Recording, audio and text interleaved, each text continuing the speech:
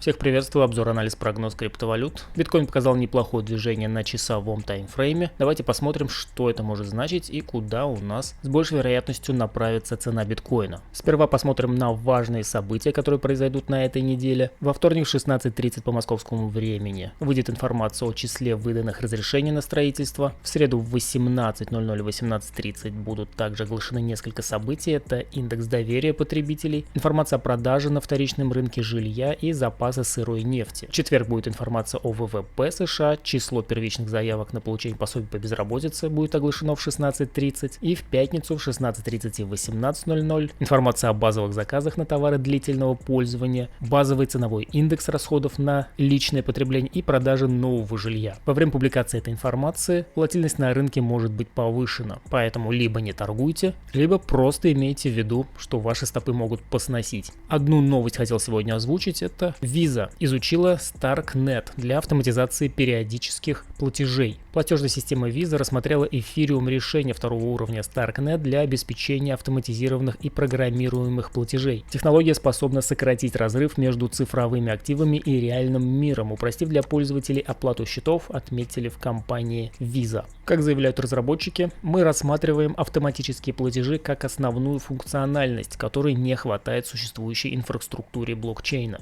В традиционных платежах, в традиционной банковской сфере это уже есть, то есть спокойно можно организовать периодическую оплату за какую-либо подписку, а вот в блокчейне пока это не реализовано, и Visa хочет заняться этим. Хочу порекомендовать вам международную криптовалютную биржу BitGet, которая успешно работает уже с 2018 года. BitGet входит в топ лучших бирж мира по объему торгов деривативами по версии CoinMarketCap и CoinGecko. Биржа не поддерживает дискриминацию по национальному признаку и не накладывает ограничений только из-за факта проживания в той или иной стране, в том числе России и Беларуси. К тому же для торговли на споте и фьючах не нужно проходить процедуру KYC и подтверждать свою личность документами. Что касается торговли криптой, то на бирже есть несколько различных способов. Маржинальная торговля фьючерсами с расчетом в USDT, USDC, либо биткоине, эфириуме и рипле в качестве универсальной маржи. Есть классическая торговля на споте, но без комиссии. Есть сеточная торговля. Торговый бот будет 24/7 совершать сделки по заранее настроенному алгоритму, автоматически открывая позиции и фиксируя прибыль на малейших движениях рынка. Также есть копи-трейдинг. Можно просматривать статистику трейдеров, выбрать наиболее прибыльного и стабильного и подписаться на автоматическое повторение его сделок. Либо можно самому стать трейдером, на которого будут подписываться и дополнительно зарабатывать еще и на этом. Если же вы еще новичок, то можно начать торговать в разделе демо-трейдинг, не рискуя своими средствами, а используя демо-фьючерсы. Свою же крипту можно направить, например, в стейкинг, который будет приносить до 20% годовых пассивного дохода. Также на BitGet есть P2P площадка для удобного пополнения и вывода средств с помощью банковских карт без комиссии. Для тех, кто хочет максимально выгодно начать торговлю на бирже BitGet, в описании к видео есть ссылка, дающая кэшбэк в 20% на торговую комиссию. Регистрацией по ссылке вы также поддерживаете и мой канал, поэтому заранее благодарю. Регистрируйтесь по ссылке в описании и торгуйте на бирже BitGet.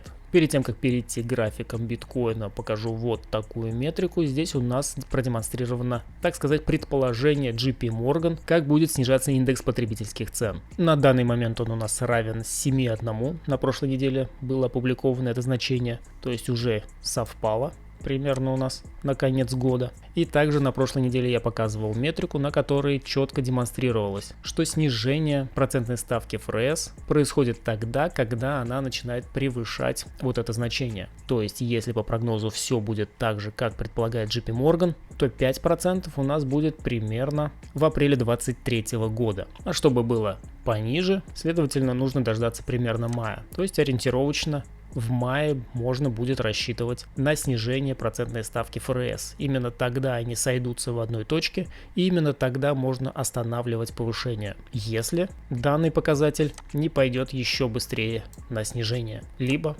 медленнее, что, естественно, увеличит продолжительность ужесточения денежно-кредитной политики. Записываем сразу же информацию по графикам. Вчера не записывал видео, мы находились вот в этой проторговке, и было ожидание, что мы спустимся. Мы спустились, что в принципе подтвердило мое дальнейшее предположение. Давайте покажу и расскажу, что я рассчитываю увидеть на графике в ближайшем будущем. Возвращаю разволновку, которую я рисовал в предыдущих роликах, И предположительно мы завершили здесь импульс в 5 волн, что является внутренней структурой волны А старшего порядка. Сейчас развиваем предположительно волну 2, после которой также продолжится рост.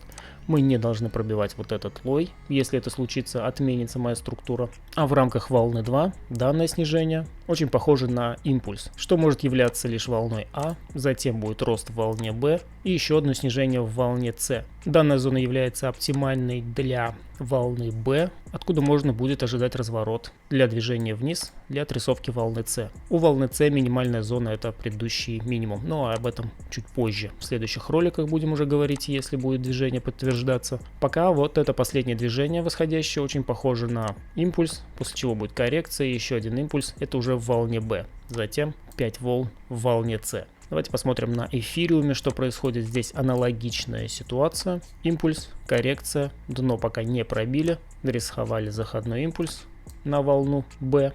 Так, эту зону удаляем. Данные волны нам еще предстоят, возможно. И предположительно у нас здесь также может образоваться волна Б и волна С. Продублирую здесь также оптимальную зону коррекции.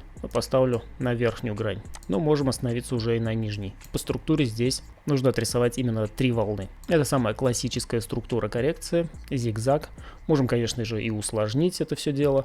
Это также будет являться коррекцией. Главное, нам не стоит перебивать вот этот лой. На эфириуме это 1076, примерно вот в этом районе. Но вот этот лой от 22 ноября 2022 года. Давайте посмотрим рубль. Также он сегодня показывает чудеса. Вот этот канал я нарисовал сегодня. А вот эта линия, которая нам указывала на зону, куда мы можем расти, была отрисована еще примерно в августе. Пока все неплохо отрабатывает, останавливала нас от сильного роста средняя вот этого канала. В принципе, и сейчас мы находимся на ней. А целевая зона всего этого роста у нас находится в районе 75-80 рублей за 1 доллар. Куда дальше пойдет из этой оптимальной зоны, мы посмотрим в будущем, но предположительно мы можем отсюда развернуться и направиться вниз, снова здесь обновить слой в районе 50. Но пока давайте здесь нарисую свои предположения, стрелочка вверх, либо отскок, какая-то коррекция и все равно наверх. Это основной сценарий движения рубля, примерно в район 75-80. Просили еще Солану в комментариях, давайте ее тоже посмотрим. На старшем таймфрейме, на недельке давайте глянем. Давно уже здесь оставлял эту разметку.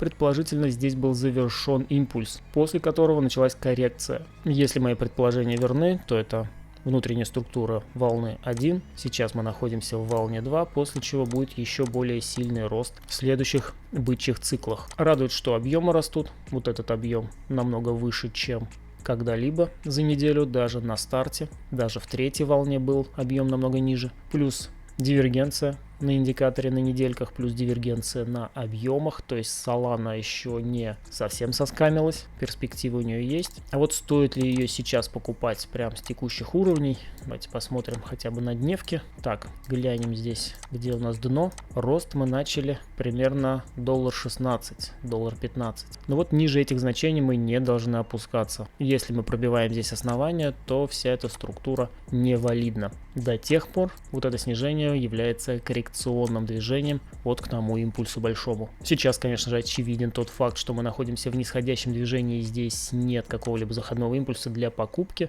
Я бы здесь сперва ждал более такой основательный отскок, стоп за основание и уже держать и выращивать, так сказать, свой профит. Пока здесь нет никакого импульса, здесь я бы не советовал заходить. В принципе, вообще ничего не советую в своих видосах. Каждый сам поступает как знает. Все профиты — это лишь ваша заслуга, все потери — это тоже лишь ваша заслуга. Здесь на Солане я бы не заходил без более основательного импульса. Его здесь пока нет. На этом все. Подписывайтесь на канал, подписывайтесь на Telegram, ставьте лайки, пишите комментарии, регистрируйтесь по ссылке в описании на бирже BitGet. Всем удачной торговли и счастливо!